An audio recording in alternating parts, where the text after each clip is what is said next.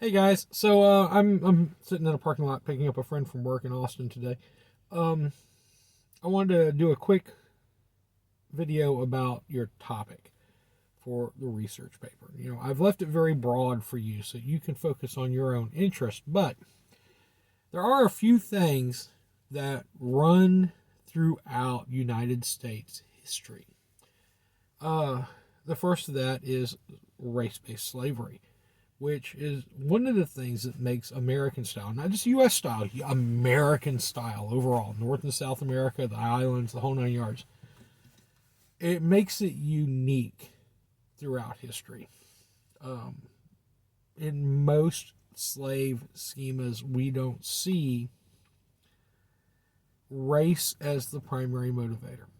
Now, this comes about in the early 15th century. So, 15th century, 1400s, a fellow by the name of Henry the Navigator, also known as Prince Henry from Portugal, realizes that he can bypass the hated Ottoman Empire, the Muslim Turks, who had been selling Slavic people into slavery for hundreds of years.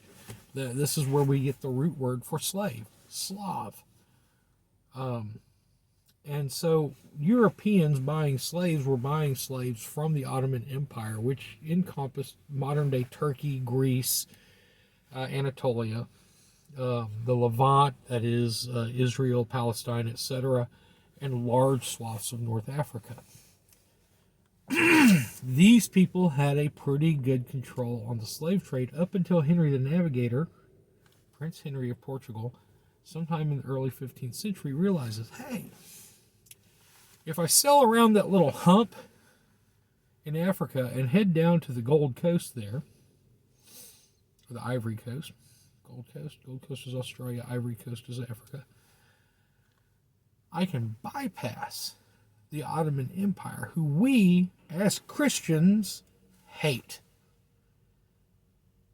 So that our money will no longer be going to the heathen Muslims, and instead we will use it to fund our empires throughout Africa and later on throughout the Far East. So, in Portugal, being a little tiny country, was like stupid powerful. And they established this idea of white supremacy. This is really where it comes from. Now, the early foundations of white supremacy actually stem from Greek philosophers and the idea that people born in certain climates, Greece, were superior from people born in other climates, i.e., Africa. And that if you were a certain type of person, Greek, you were a master, and everyone else were slaves, servants.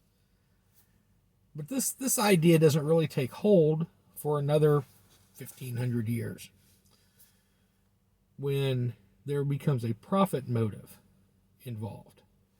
And Portugal is the country that establishes the first slave trade routes from Africa to Europe. Then the Spanish help establish it to the New World. Because what happens in 1492? In 1492, Columbus sailed the ocean blue. In 1493, Columbus stole all that he could see, including people. Columbus brought people back from the New World to Spain, where they all essentially died. And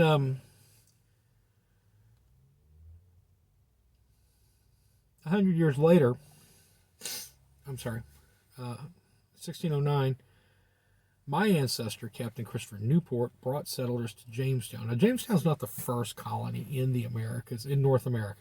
Far from it. St. Lawrence. No, not St. Lawrence. St. Augustine? I can't remember now. Total brain lock. There was an earlier settlement here by the Spanish in Florida, San something or another. It doesn't matter. Slaves were here already that it was at Jamestown that the first African slaves were brought into the country for market.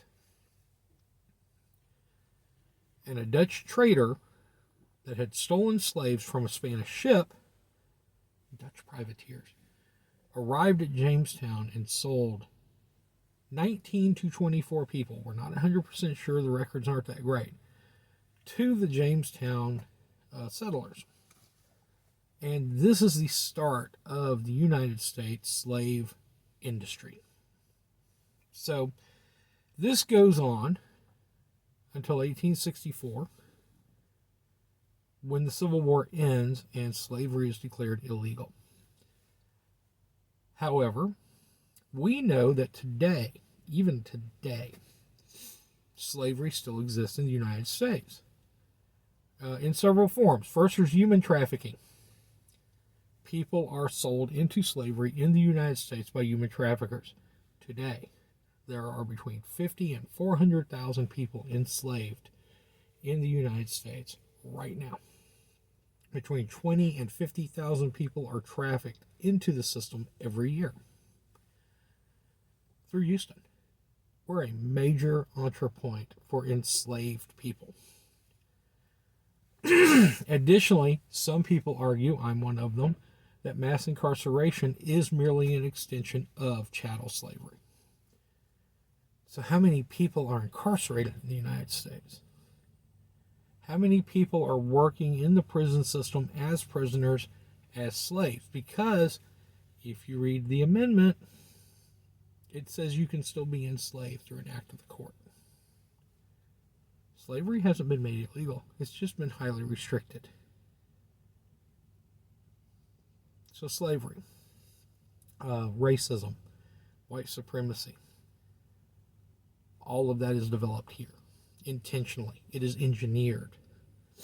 If you want to write about this topic, I highly recommend reading, at the very least, the introduction to Ibram Kendi's Stamped from the Beginning. Read at least the introduction. It'll give you a good place to start. Ibram X. Kendi, Stamped from the Beginning. And I'll post a link to that book whenever I get back to the house on Saturday or Sunday. The other thing, and this is the military historian talking, that is a thread that runs from the very beginning of the history of this country, is war.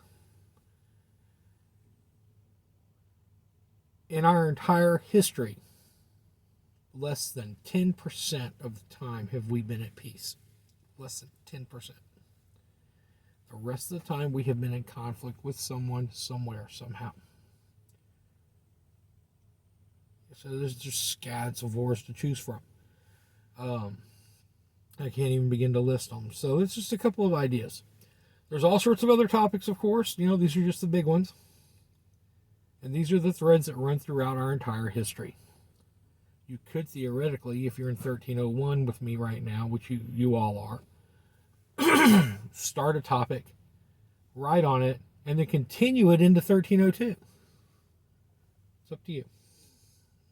So, just an idea. I'm going to drop off now. My friend should be coming out anytime soon. We're going to go find some Mexican food and then go veg later.